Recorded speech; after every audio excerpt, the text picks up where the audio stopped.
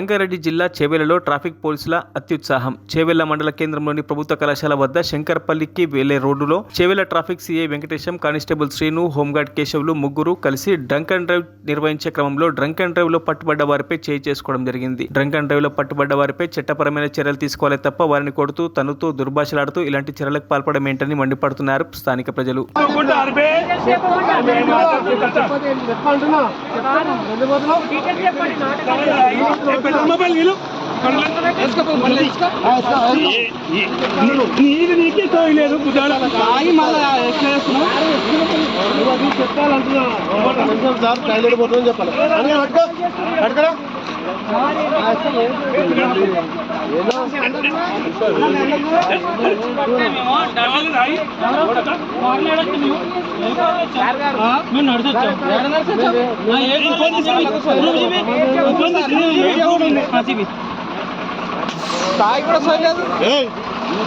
కొడుక అందరు తాగినారు కొడుకు అందరికీ ఎలా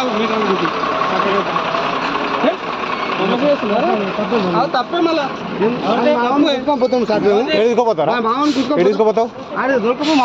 ఏం మాట్లాడతావు?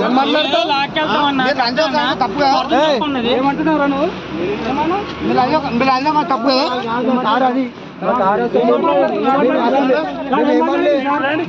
మరిన్ని అప్డేట్స్ కోసం మా ఛానల్ని సబ్స్క్రైబ్ చేయండి.